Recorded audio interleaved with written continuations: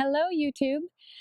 I'm about ready to give you a garden tour, a long awaited one. I should have been doing it weeks ago for it to be consistent with my year line out, but I have had a very exciting couple of weeks here. My first novel launched, and I'll have a little bit at the end about that if you want to stick around and see about that. But I'm so excited because since the last time you guys were with me for in my new garden space that I just worked so hard this fall to create, there's so much color and so many blooms and so many things coming. And it's one of those times, I'm sure every gardener who's been at it for any length of time knows what I mean. When you start a garden and you get it up and going, and then life sucks past, and you have like a week or two where you're just not out there as much as you'd like to be. And then all of a sudden you get to be, and you just want to go and discover all the little layers and all the things that are growing and all the blooms. And mine is so overgrown right now, and so many things are trying to bolt and go to seed, but it has its own kind of beauty. And this year, particularly since I was starting from scratch, one of my biggest goals was to start to have the brown dirt just be covered with growing and green. And I think I'm starting to get there. So let's go check this out. Take a look at this. Isn't this gorgeous? So pretty in all of its ways.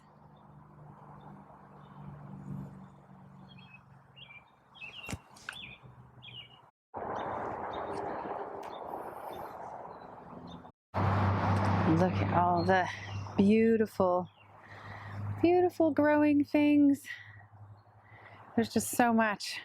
I have a lot of things going to seed, like all these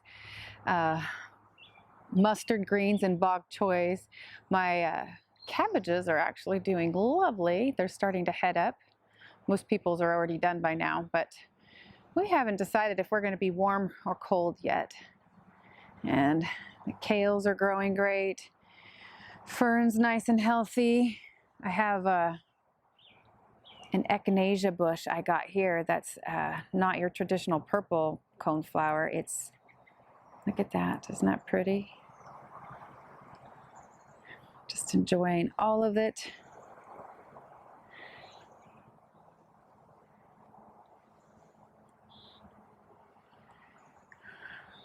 Oh, look, even my beets are trying to go to seed, beets and chard, although I have a bunch that are coming on well. And we have in the walkway, we have moles that are very happy with how I've watered and kept up with things. Just look though, I just always love it when it's rained, which it's trying to do even right now. And you end up with the water drops that just sit on the big fancy leaves. Just so pretty. My new thing is to find these little decorative wire baskets, and they usually have a bottom, but I take the bottom out and I use them as a cloche, and I cover up my the things that the birds and the slugs like super much, which I have enough of that. See, there's my new one over there, looking all lovely and cream.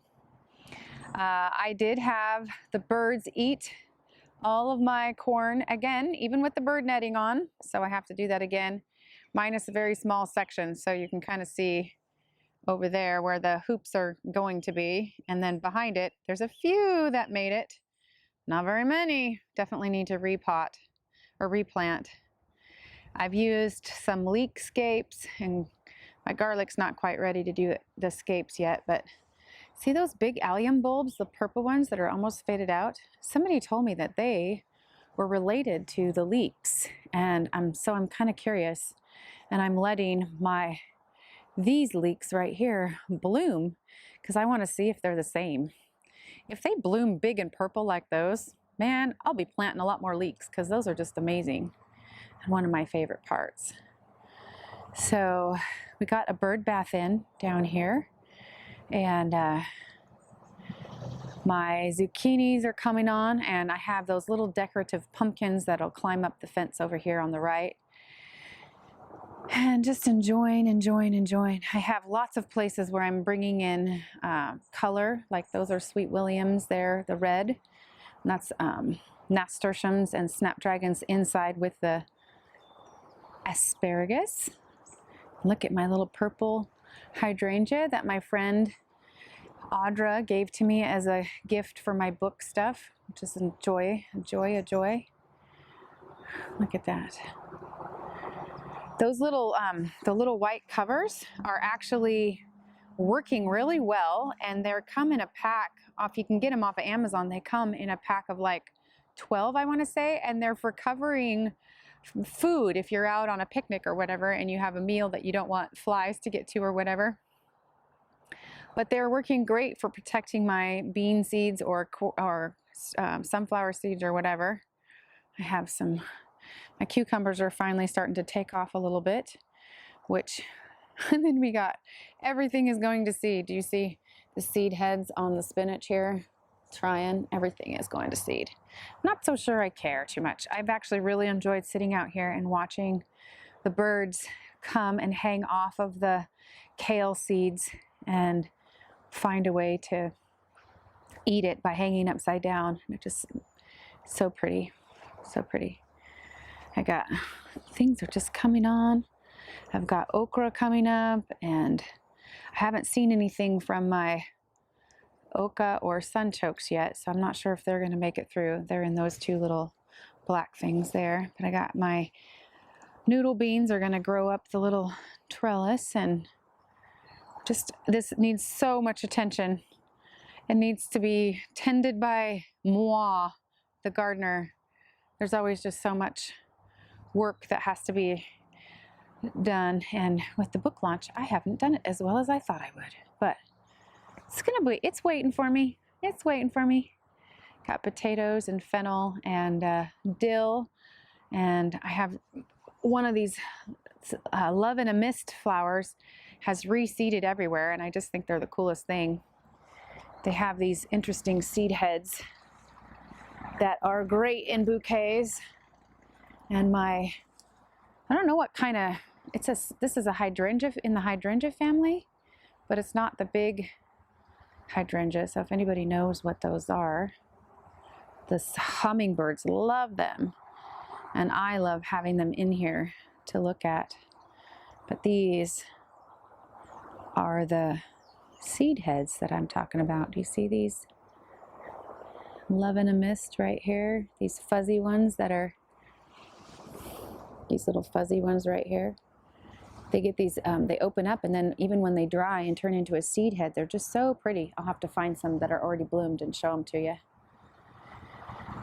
And of course, my TP of peas is doing fantastic over there. I need to harvest them. They're telling me I need to harvest them. And just enjoying every bit of each corner. This, I actually know the name of this, but I keep forgetting. But it actually does these big green leaves, and then it has a spear of these orange and red and yellow balls, like the seeds. Very gorgeous to look at, and I'm sure you guys will see it when I do it. I know it's toxic to be around kids, so you have to be careful for that. But look at this little tripod has snow peas and snap peas, sugar peas coming on like crazy, which I need to harvest. And I actually have some borage back here, which I have grown borage one other time and got it to come up, and then it got nailed by slugs, which one of these days I'm going to do a slug video, because the slugs around in Oregon are champion slugs. They're serious slugs. But look at, I got a little, this thing. So got my grass clippings pile back here, which is oh so useful. And do you see all of those pots at the back of my greenhouse that look half dead, which they might be? Those are laurel hedges, which my husband and I are very happy that we got 12 laurel plants starts from somebody. They're very tiny. And these are starts from clippings, but right after we got the clippings, we had 2 95-degree days, which is not today. It's like in the 60s today. So if they live, then we will have a nice amount for a hedge. And I'm looking forward to that, to block more noise from the road and from the neighbors. My father-in-law used to always say, good fences make good neighbors. And look at my rhubarb plant is just thriving. Look at that. So big. And then I have these. I actually have collard greens on the end, and I thought these were collard greens, and I was eating them like collard greens, and they were really good, but they're actually cauliflower. Let me see. There's one. Oh yeah, look right here. There's a little guy coming in. I don't know if they'll get much bigger, if they'll head up much bigger, but still, yum. And I have celery, and the kale has gone to seed, which I figured out this year that these little seed heads are fantastic in salads. In they're obviously in the brassica family, but they're not as strong as broccoli, so they kind of have a more tender flavor. Look at my spinaches are all, this is the purple spinach, which I never actually ate because I thought it was too pretty, but it's going to seed. And then same with the regular spinach, but I kind of think they look neat. But it's time to replant some more seeds of some of these things because I want to have more throughout the summer. That's one of the things I've learned over the last couple of years is how much you can actually keep food coming in. And I have my big pile of these snow peas over here, which fell down recently. So I actually had to put them back up so they'll kind of straighten out in another little bit here. But I have harvested so much off of them, and I need to harvest. Maybe I'll do a big harvest and throw some pictures on. I got weeds galore coming up. The one thing I have figured out is the Back to Eden method is so successful that if you don't continue to put good bark tips and stuff down, eventually the weeds will be your best friend. So I have blossoms on my tomatoes, and I've actually pruned a little bit. Probably need to tie them up and stuff. We got, this is lupine and phlox that'll probably bloom next year. I would be surprised if I actually got a bloom this year off of them. But I sure enjoy it. Ooh, look, the tea rose. Well, I don't know if it's a tea rose. It's just a little tiny rose with lots of blooms. But look at the first one is coming. Isn't that fun? Yeah, so, and the scarlet runner beans are starting to get up the trellis. They're above my hips, so hopefully we can get it to go up all the way. I have my little birdhouse there, and I have the sweet peas on the other side and some other things growing in. So hopefully we can get these annuals to come up. We got baby's breath and sunflowers and cosmos and colossia, scrawny little colossia, and just all kinds of stuff. And my peppers over here. Peppers are hard in Oregon because where I live anyways, because it's got to get really hot. And so these are all established, and if we get a good heat wave, they'll take off, and I might get some peppers off of them before fall. And so they're alive and they have it, but a lot of times they stay kind of stunted and tiny. And so we'll see if we can get them to grow. I got a pineapple ground cherry, but only one. My other plant, so I'm not sure if they need two to pollinate like the tomatillos do. Lettuce and parsley, some more scrawny peppers, some flowers. Oh, hey, there's the blue ones in the background. Those are the Love in the Mist, so I'll have to show you those. Just really, really enjoying all the color. I had more flowers in here last year, and I thought that they would seed and come up, and some are, but it'll take me a little bit more time to fill that in. So I'll have to work on that, get a few more perennials in there for next year. It's beauty. I got carrots and potatoes, and my dahlias are coming up right here. Those are dahlias. And it's just begging for me to get out here and do some work. But also just sit and appreciate too. Part of the process, right? Yeah, so I pruned my lilac bushes all over my property. See, look, this one's pink, and then there'll be just this really cool seed head. It always seems like a Star Trek flower to me. Just look how space agey that looks. Isn't that just the coolest? Yeah, so a lot of things coming in little and tiny that we'll have to enjoy as time goes on. So they get bigger and more mature and reseed and all the things. My little wisteria that's growing is still tiny, and same with the loofah and the birdhouse gourds. They're gonna take a while to pick up. So just enjoying my little view over here. I love to come sit out on this bench, start my day. And then I'm gonna slowly overtake this super steep part where it falls off to the creek back here and do lavender. My friend and I bebopped around some vintage stores and we stopped at a couple lavender farms, and they're just getting going, which I have some lavender along this bed here, but I think I'm going to do more. I just like that slight hue of purple that's growing all the time. So this is June, a very rainy, overcast June day, which the rain is good. We got ourselves evacuated last year. I have an actual video in my feed if you want to see what that was like, because it was scary and intense. We had 3 fires less than a mile from our house, and some of you guys are used to that. Well, not so much here. And so it's okay with me if it stays a little wet and we don't have a repeat of that. I have some big dahlias coming up over here. My artichoke is pretty healthy. I might even get some first year blooms off of that one. Just looking pretty. Have my mom's memorial garden over there. I'll have to take you guys through that because it is just looking so pretty. Wild and weedy, but so pretty.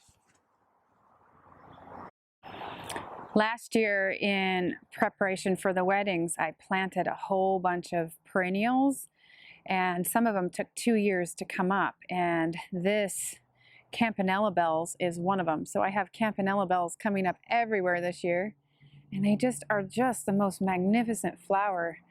Look at that. I mean, this shape, and they always look, I don't know, they look like Chinese lanterns, like the material that they're made out of, and they just make me happy. So there's some more of those Levena mists that self-seeded, and looks like I got some yarrow coming in there. And my lupines are a little bit almost done, but I had 3 different colored of lupines coming up. That's all reseeded, self-seeded stuff. Desert phlox is coming. Look at this, isn't that gorgeous? Look at over there, just so pretty.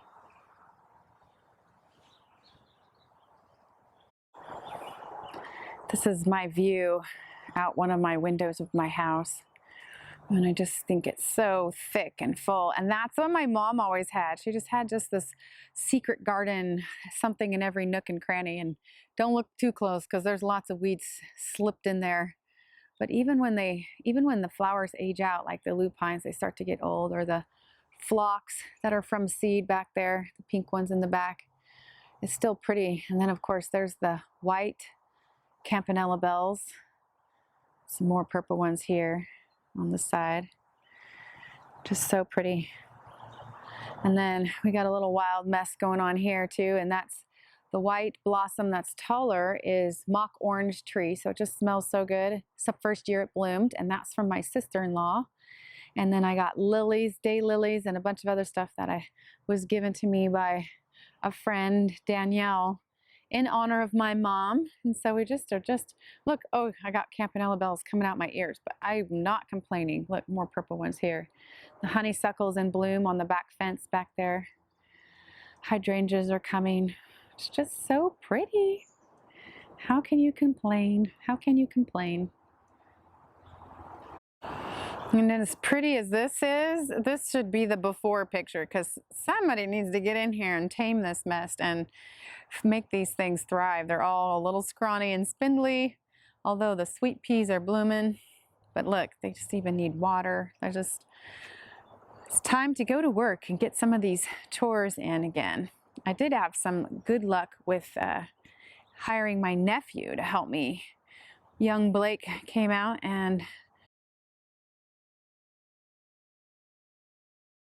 helped me in the front trim up my roses and get one of my flower beds up there under control after being mess for the winter since I was so busy working on my garden space.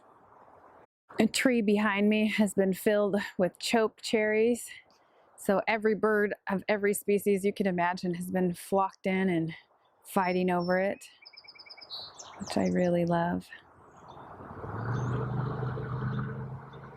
And now I'm gonna show you about my new book. Like I did, it's so exciting. This whole month has just been so filled with so many firsts. And I just am savoring it, really, really savoring it. So I'm having a moment over here and I thought I would share it with you because this was on my front doorstep today and it actually says what it is on the cover, so I know it's my book. And I stopped in my tracks when I saw it sitting there, and it's a first for me. I'm sure that at some point the blessing of being a published author will have more normalcy to it, and I hope not. I heard somebody say recently to make sure that the work of the dream, that you still like it even when you're doing the grind, the grind part, that you still appreciate the dream. Well, they said it way better than that, but so this is my cover reveal. I'm going to open this in just a second, and I haven't seen it myself, so I'm trying to feel all the moment, embrace it. When I went to my first writers conference, this writer, very successful author named Susie May Warren, she actually had a mentor appointment, and I took it, and I sat down and I said, this stuff is happening and I don't understand and I don't know what I'm doing. And she took the time to explain to me how the industry worked, and she was explaining about acquisitions editors and agents and how it worked. And she used an analogy of construction, which of course my dad was a construction worker for years. He built houses and he did concrete and all kinds of stuff. And when he would say, so I could get my head wrapped around that construction concept. And she said, basically, when you have an idea, it's nothing. But when you sit down and you create a book, then it's like you built the house. And then, acquisitions editors and agents, they'll come and look in the windows and decide if they want to represent or buy the book. And it becomes an actual commodity, something you're a part of the business. And so, but the weird part is that it goes from an idea in your head, which is just words, to typed up words on a page in a computer. And then you're doing all these corrections and stuff, which is usually virtual. And you can see it, but you can't see it. I can read it, but I can't read it. And then all of a sudden, it's a house. It's actually a look in the windows kind of house. And so I'm savoring that. I think this is the thing I've looked forward to the most, is the actual solid book in my hand. And here it is. Oh my gosh. The cover, the spine. It's my book.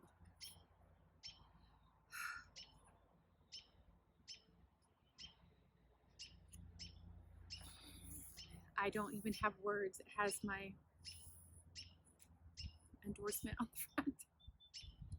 It's pretty. Bright color. I love it.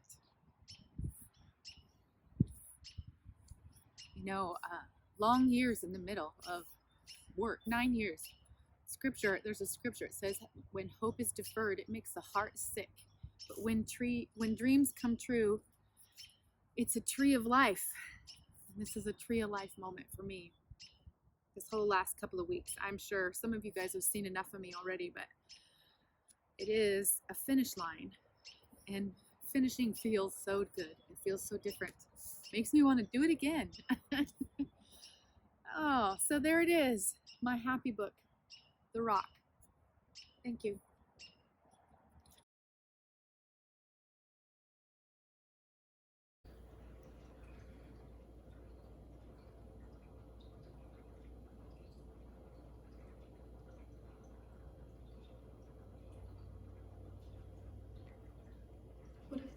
What if they get to be friends? Oh.